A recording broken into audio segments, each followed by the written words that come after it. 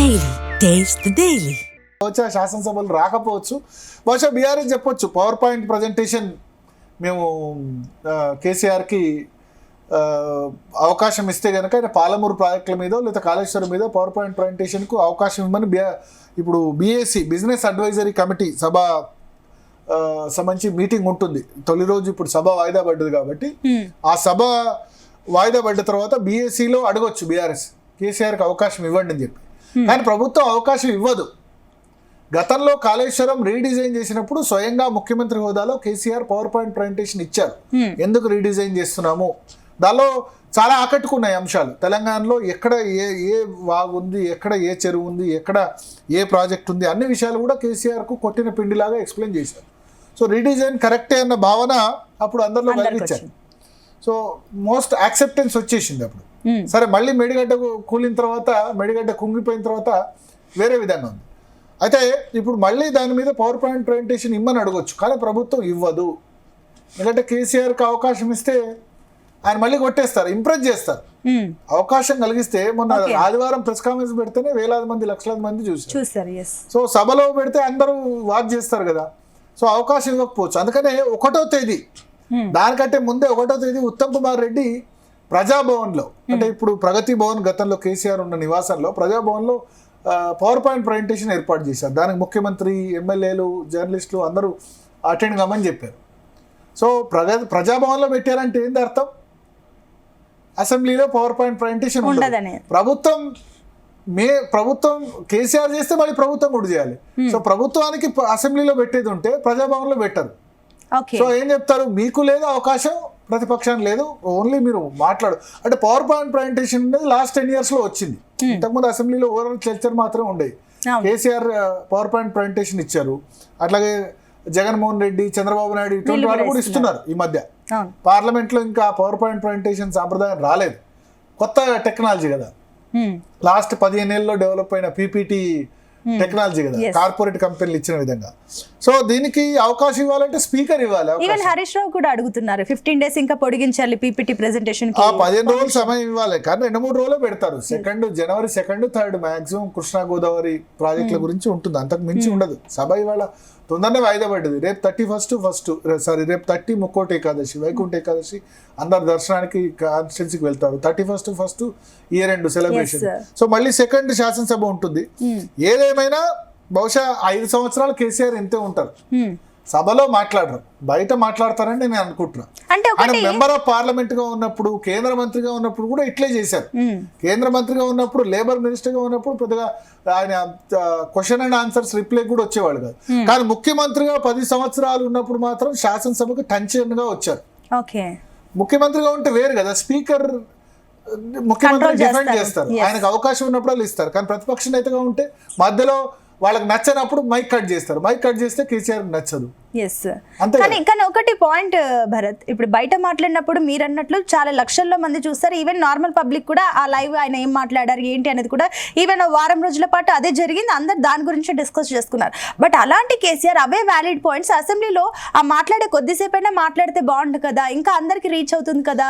అంటే వాళ్ళ ఎజెండా, మాట్లాడే ఎజెండా ఏం లేదు. అంటే వాళ్ళ కాళేశ్వరము, కృష్ణా గోదావరి ఈ ప్రాజెక్టుల గురించి చర్చ లేదు. బహుశా మరి 2nd, 3rd ఉంది కాబట్టి అప్పుడు పవర్ పాయింట్ ప్రజెంటేషన్ అవకాశం ఇచ్చినా ఇవ్వకుండా వస్తారో తెలియదు.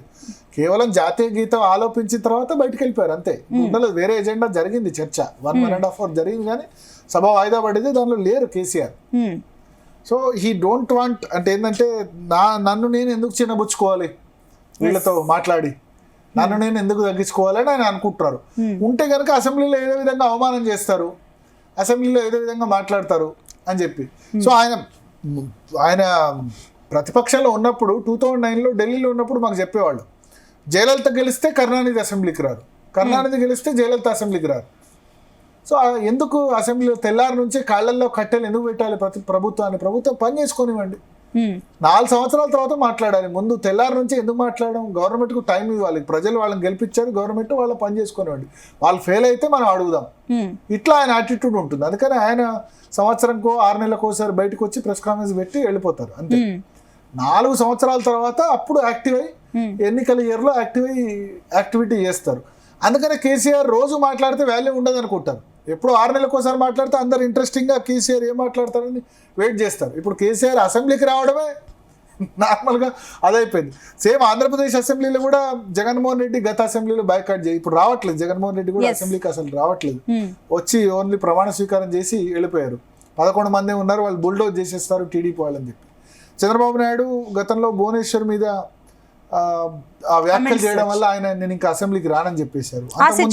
అంతకుముందు టర్మ్ లో జగన్మోహన్ రెడ్డి కూడా 2 సంవత్సరాల ముందే అసెంబ్లీకి బంద్ చేశారు పాదయాత్ర అని చెప్పి. సో అట్లా జరుగుతోంది. ఇక తెలుగు రాష్ట్రాల్లో ఉంది, మిగతా రాష్ట్రాల్లో ఇట్లా లేదు. ప్రతిపక్ష నేతలు అటెండ్ అవుతారు, బట్ కేసీఆర్ ఈ హ్యాస్ హిజ్ ఓన్ స్టైల్. దీని విషయంలో చాలా విమర్శలు, 5 లక్షలు జీతం తీసుకుంటున్నారు, ఆయన బాధ్యత నెరవేర్చాలి కదా ప్రతిపక్షం, దా ఆర్గ్యుమెంట్లో మెరిట్ ఉంది. రెండోది మరి ప్రతిపక్ష నేత వేరే వాళ్ళకి ఇచ్చేయచ్చు కదా ఆయనకి ఇంట్రెస్ట్ లేనప్పుడు. అంటే చాలు మా పిల్లలు ఉన్నారు అని చెప్పాడు ఇదివరకు హరీష్ రావు, కేటీఆర్ పిల్లలు ఉన్నారు చాలు మీకు, వాళ్ళు మాట్లాడతారులే అన్నది ఆయన ఒపీనియన్. సో ఖచ్చితంగా ఇప్పుడు ఏదో సెకండ్ థర్డ్ కూడా వస్తారని నేను అనుకోను. ఇట్లాగే సంవత్సరంకి ఒకసారి 3 సంవత్సరాల్లో 2 సంవత్సరాల్లో 3వసారి ఇది రావడం ఇట్లే ఉంటుంది. అంటే ఇప్పుడు ఈ నీళ్ల పంచాయతీ గురించి ఒక క్లారిటీ వస్తుంది అనుకోవచ్చా భారతీయ అసెంబ్లీ సెషన్? క్లారిటీ ఏముంటది, ప్రభుత్వవాదం చెప్తారు, ప్రతిపక్షవాదం చెప్తారు, అంత మించి క్లారిటీలు అవి ఇంకా అంటే మాటల్లో తప్ప చేతల్లో ఏమన్నా ఏముంటది. ప్రభుత్వం వాళ్ళ వాయిస్ వినిపిస్తారు, ప్రతిపక్షం వాళ్ళు సభ పెడతా ఉన్నారు, బహిరంగ సభలో చెప్తా ఉన్నారు. సో ఏముంటది, ఆబ్వియస్లీ ప్రభుత్వానికి కొంచెం ఎక్కువ సమయం దొరుకుతుంది. ఎందుకంటే కాంగ్రెస్ పార్టీ తరఫున మాట్లాడేందుకు అవకాశం ఉంటుంది, మంత్రులు ముఖ్యమంత్రి మాట్లాడింది వేరే. సో ప్రభుత్వానికి కొంచెం ఎక్కువ అవకాశం ఉంటుంది, ప్రతిపక్షంగా వీళ్ళకి తక్కువ అవకాశం ఉంటుంది. అందుకని కేసీఆర్ ఎక్కువ సమయం ఇవ్వరు, మనల్ని మధ్యలో డిస్టర్బ్ చేస్తారు. అందుకని ఇప్పుడు పాలిటిక్స్ ఏ రకంగా టర్న్ తీసుకుంటాయి అనుకోవచ్చు తెలంగాణలో? ఇప్పుడు కేసీఆర్ ఇలా వచ్చి అలా వెళ్ళిపోయారు, ఇప్పుడు రేవంత్ రెడ్డికి ఇది ప్లస్ అవుతుంది. ఆబ్వియస్లీ రేవంత్ రెడ్డి నిందిస్తూనే ఉంటారు, దమ్ముంటే రా అసెంబ్లీకి, నిన్ను గౌరవంగా చూసుకుంటా రా రా రా అని అంటారు. వచ్చినట్టు ఆయన ఇప్పుడు విజువల్ లోనేమో వచ్చి ఆయన ముఖ్యమంత్రి వచ్చి ప్రతిపక్ష నేతకి నమస్కారం చేసి షేక్ హ్యాండ్ ఇచ్చినట్టు తన పెద్దరిక నిలుపుకున్నట్టుంది. సరే సభ బయటనేమో తిట్టారు, లోపలికి వచ్చేమో పెట్టారు. ఇప్పుడు కేటీఆర్ బ్లేమ్ చేస్తారు నిల్చోలేదని. కేటీఆర్ నిల్చోలేదు, కౌశిక్ రెడ్డి ఇద్దరు నిల్చోలేదు, మిగతా వాళ్ళు నిల్చున్నారు. ఆ వెనుక ఉన్న ఆసిఫాబాద్ ఎమ్మెల్యే కోవా లక్ష్మి వాళ్ళ ముగ్గురు తప్ప మిగతా వాళ్ళందరూ నిల్చున్నారు. సెకండ్ రోలో ఉన్న హరీష్ రావు కూడా నిల్చున్నాడు. సో ఇప్పుడు కాంగ్రెస్ వాళ్ళు ఇప్పుడు కొద్దిసేపట్లో ప్రెస్ మీట్ పెడతారు. ఇక ప్రెస్ మీట్ పెట్టి చూడండి కేటీఆర్ చూడండి ఎంత గర్వం, మాట్లాడలేదు, నిల్చోలేదు, ఇవన్నీ ఎందుకు చేశారు, తర్వాత ఇవన్నీ కూడా మాట్లాడతారు. సో ఓవరాల్గా చూస్తే కనుక ఈ బ్లేమ్ గేమ్ అన్నా జరుగుతుంది. రాజకీయాలు ఎట్లా ఉన్నా ఒక మంచి పరిణామం రేవంత్ రెడ్డి వచ్చి విజ్ చేయడం, సభ లోపల ఆయన ప్రతిపక్ష నేత మనకంటే సీనియరు, రాజకీయాల్లో భీష్మ పితామహుడు లాంటి వ్యక్తి, తెలంగాణలో ప్రతి ఒక్కళ్ళు తెలంగాణ సాధనకు కారణమై అనుకున్న భావన ఉన్న వ్యక్తి కాబట్టి ఆయన దగ్గరికి వెళ్ళడం అయితే మంచి పరిణామం.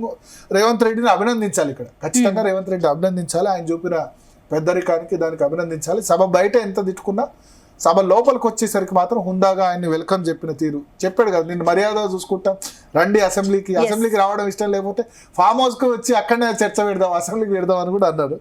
అసెంబ్లీకి కేసీఆర్ వస్తారు అన్నది ఒక పెద్ద న్యూస్ గా మారింది. అసలు ఆ టైంలో ఆయన వస్తారు, ఏం మాట్లాడతారు అనేది కూడా అందరినీ ఒక క్యూరియాసిటీ క్రియేట్ చేస్తుంది. బట్ అందరు అనుకున్నది ఒకటి, జరిగింది ఒకటి. అటు రేవంత్ రెడ్డి షేక్ హ్యాండ్ ఇవ్వడం, తర్వాత అందరు కాంగ్రెస్ ఎమ్మెల్యేలు మంత్రులు కూడా వెళ్ళి షేక్ హ్యాండ్స్ ఇవ్వడం, ఏంటి ఇదంతా దీన్ని ఏ రకంగా చూడొచ్చు? సో ఒకటి కేసీఆర్ అసెంబ్లీకి వస్తారా రారా, వస్తే ఏం మాట్లాడతారని చర్చ జరిగింది. అయితే 2 సంవత్సరాల్లో ఆయన 2 రోజులు మాత్రమే అసెంబ్లీకి అటెండ్ అయ్యారు. ఇది ఇవాళ 3వ రోజు.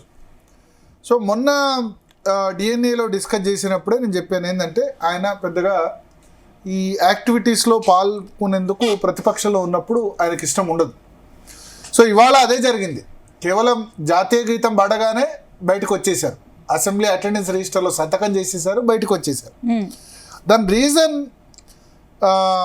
మనకు కనబడుతుంది. అంటే చాలా ఆసక్తికర సన్నివేశం.